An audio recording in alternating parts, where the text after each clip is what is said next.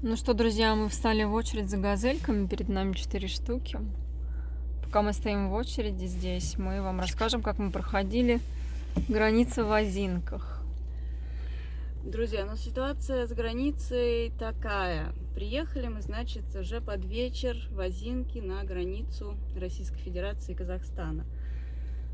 Подготовили документы и приходим мы, значит, к русским пограничникам. Нас спрашивают, с какой целью мы выезжаем из страны. Из страны мы выезжали по приглашению санатория. Показали, распечатали, все. Нам сказали, что этого основания недостаточно.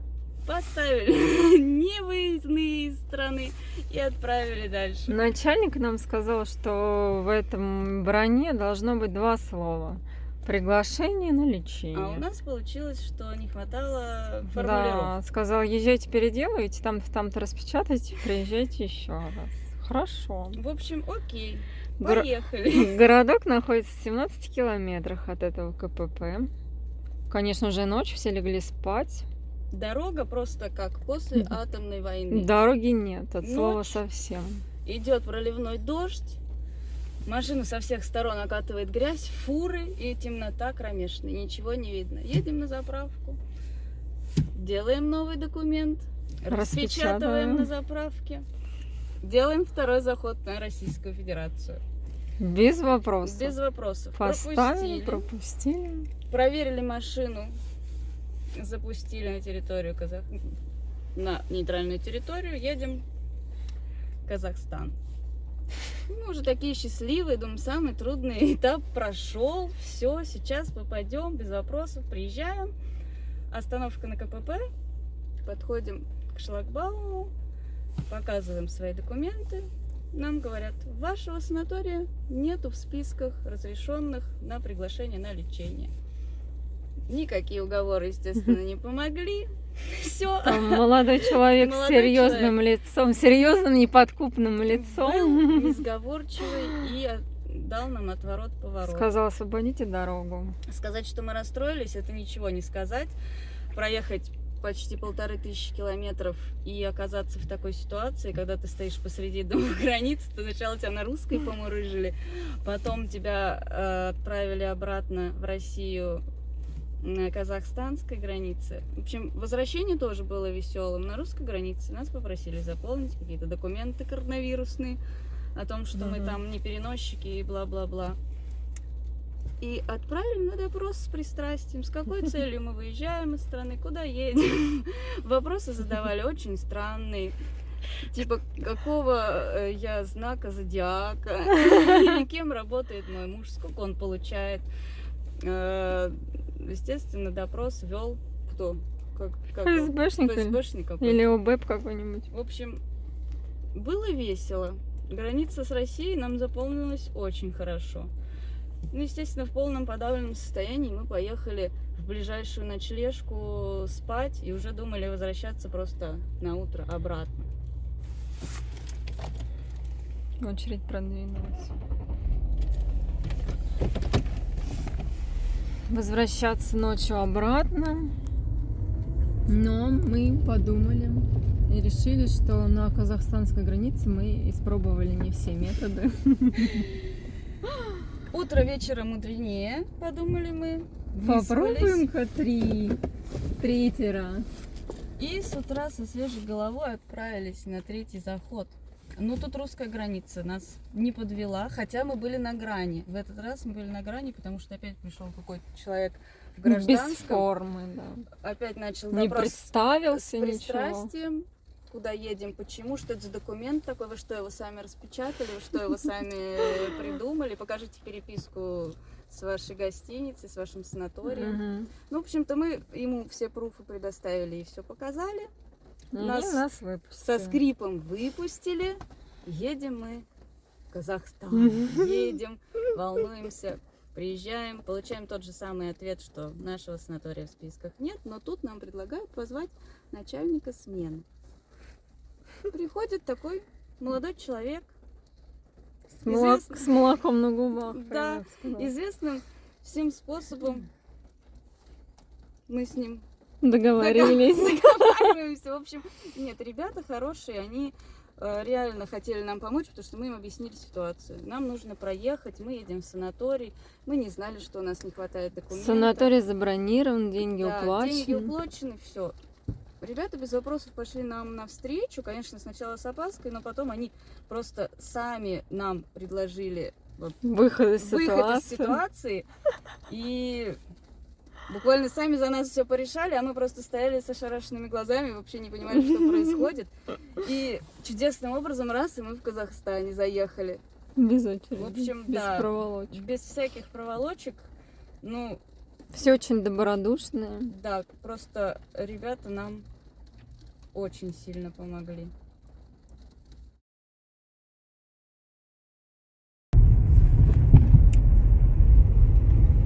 Говорите, Светлана. куда вы Девчонки Лис делают попытку номер 3 на проникновение в Казахстан.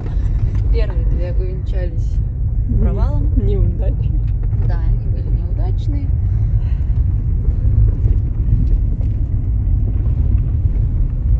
Ну, мы вам, друзья, позже расскажем, когда пересечем эту гребаную границу. Если пересечем. Если не пересечем, то, скорее всего, вы даже и не увидите этих видео. Может, и увидите. Но вот тут такая дорога. Фуры. И вообще не знаю, как это еще назвать можно. Граница. Таежная какая-то. Шиномонтаж здесь хоть есть. Наш шиномонтаж здесь неспроста. Да, уже они, наверное, тут обогащаются.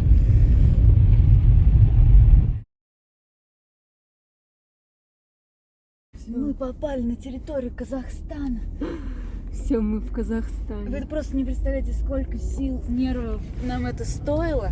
Но мы здесь, девчонки, Лис в Казахстане, ура! Мы вам потом расскажем, как нам, что нам вообще пришлось сделать, чтобы попасть сюда. Я даже не верю вообще, что такое произошло. Это 3-я попытка за сутки. Мы уже были в отчаянии, уже хотели поворачивать обратно, но судьба к нам смилостилась, наша Да. настойчивость. И здесь не как с Белоруссией, друзья. Здесь везде забор, колючка. Все, мы в Казахстане.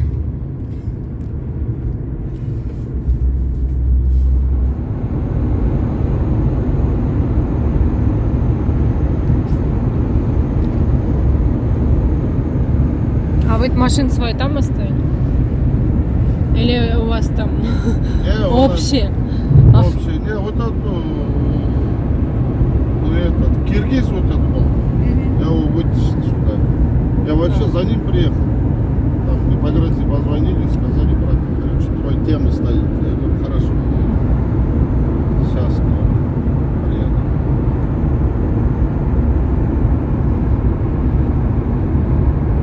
В следующий раз соберемся, будем вам сразу набирать.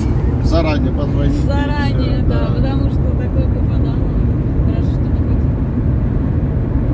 Не, ну вчера, наверное, просто мы сами вступили, да? Так у вас все смены нормальные. Нет, нормально. Он просто такое это, они же, кто шлагбаум стоит, они ничего не решают. Нет, ну этот как-то сразу пошел, давайте я позову начальника Да, смены, может сразу. быть, он вам поможет.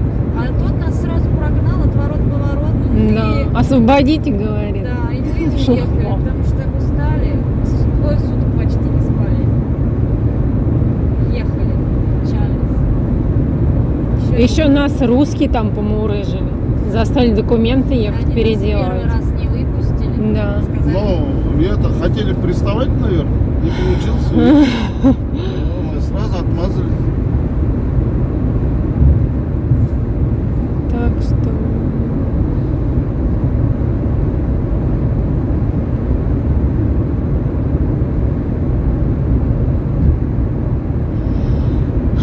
Ну, хоть было бы об этом где-то написано, чтобы мы знали, что так можно, но об этом же не пишут. Да. А так бы клиентов было бы у вас больше. да, полно просто все пишут, не смог к брату проехать там, или у кого-то похорон не пустили, и все. Не, есть, да, самое главное с правами. Главное, что права были, да? Да, да. Б и С, чтобы там желательно. БЦ был бы вообще лучше. Ну, хотя в Б можно замутить вот так. На Это газы. БЦ еще легче. Еще проще. Открываем все категории. Всё.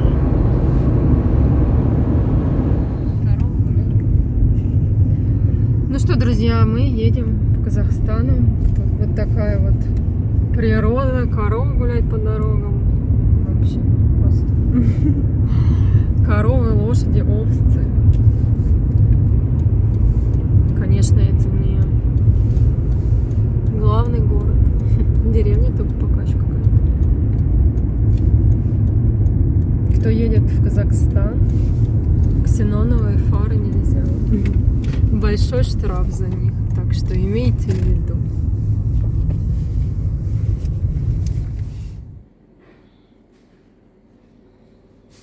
Вот эти цены нужно делить на 5 и 6. То есть 4400 нужно разделить на 5 и 6, и вы получите стоимость в рублях.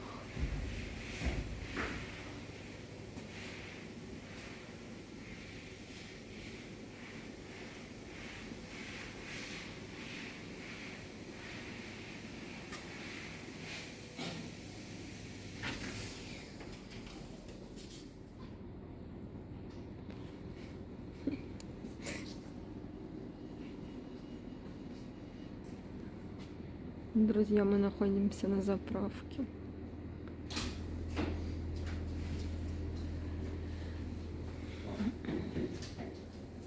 Вот здесь вот такие цены. Приехали за сим-картой, но пока у нас не получается регистрировать сим-карту. Здесь очень сложная, многоступенчатая процедура регистрации сим-карты.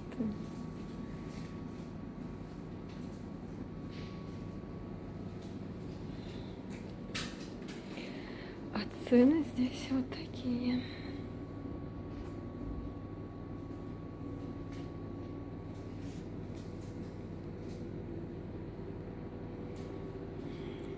Мы в масочках. Здесь обязательно нужно носить маску.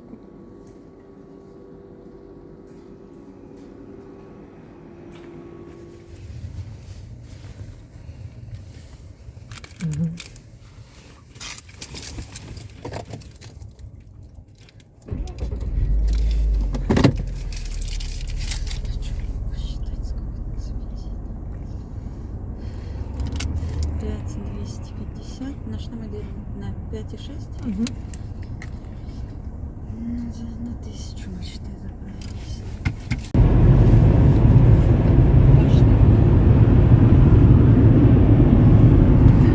Окна такие грязные. Ну вот, друзья, мы уже от границы казахской отъехали примерно сколько? 10 километров. Дороги здесь великолепны.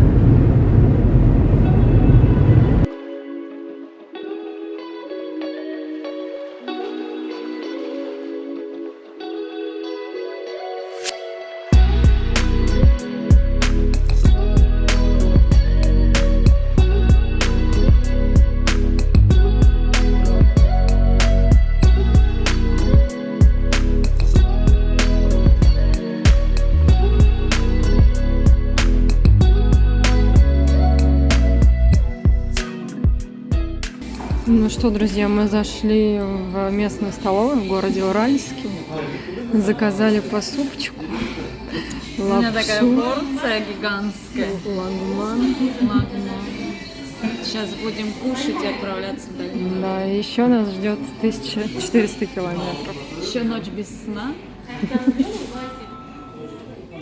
И отдали мы за этот обед 1440 тенге, что на российских это 256 рублей. Дорого. Недорого.